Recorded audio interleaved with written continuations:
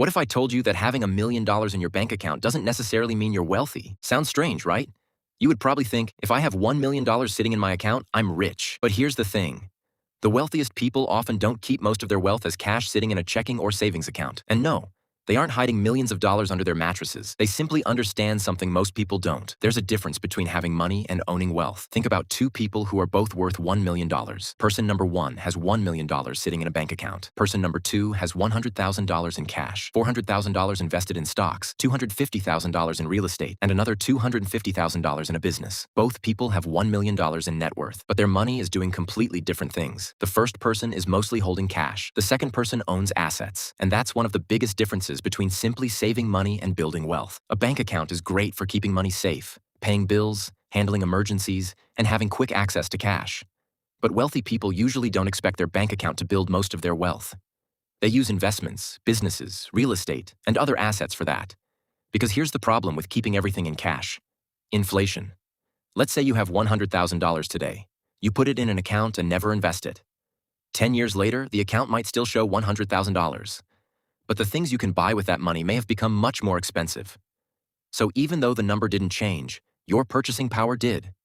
That's why wealthy investors don't only look at how much money they have. They think about what their money can potentially become. Stocks can increase in value. Businesses can generate profits.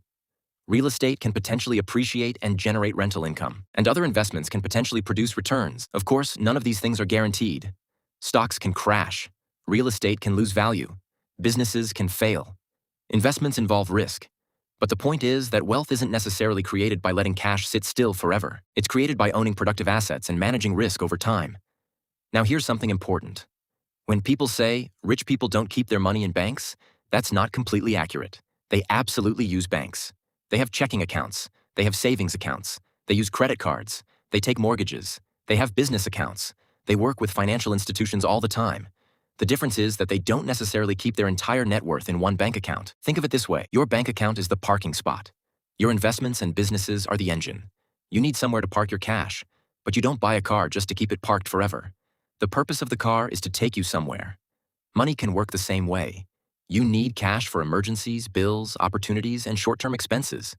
But money that you don't need immediately can potentially be invested according to your goals and risk tolerance. And as someone's wealth becomes larger, managing cash becomes more complicated. For example, in the United States, FDIC deposit insurance generally covers up to $250,000 per depositor, per insured bank, per ownership category. That doesn't mean anything above $250,000 automatically disappears if a bank fails. It means the standard insurance limit is $250,000 under those conditions. There are also circumstances where coverage can be higher depending on how accounts are structured. But imagine someone has $5 million in cash. They aren't going to think about their money the same way someone with $5,000 does. They have to think about where their cash is held, how much liquidity they actually need, and how the rest of their wealth is allocated. And then we get to another major part of the equation: taxes. This is where things become even more interesting. Imagine you bought an investment for $500,000. Years later, it's worth $1 million. You now have a $500,000 increase in value. But that doesn't necessarily mean you received $500,000 in cash. It's an unrealized gain until you sell the investment.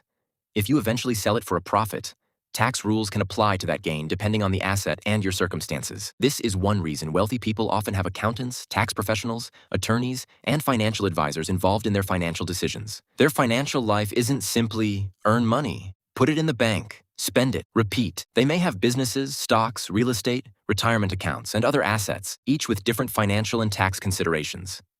And this leads to one of the most misunderstood strategies involving wealthy people: borrowing against assets. Let's say someone owns a large amount of an investment that has increased substantially in value. Instead of immediately selling the investment to get cash, they may potentially be able to borrow money using the asset as collateral, depending on the lender and the circumstances. Why would they do that?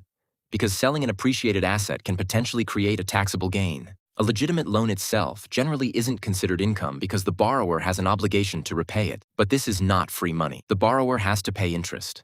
The asset can lose value. The lender can require additional collateral. And if the borrower can't meet the terms of the loan, there can be serious consequences. So when you see someone online saying, "Rich people have discovered a secret loophole where they never pay taxes," be careful. That's an enormous oversimplification. The real lesson is much more interesting. Wealth creates options. Someone with $5,000 in their bank account has a very different set of financial options from someone who owns $5 million in investments and businesses. The wealthy may have multiple ways to access liquidity. They can potentially sell assets. They can receive income from businesses or investments.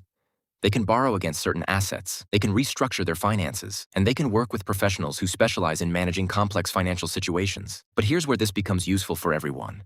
You don't need to be a millionaire to understand the principle. Start by understanding the difference between saving money and building wealth. Saving gives you security and liquidity. Investing can potentially help your money grow over time.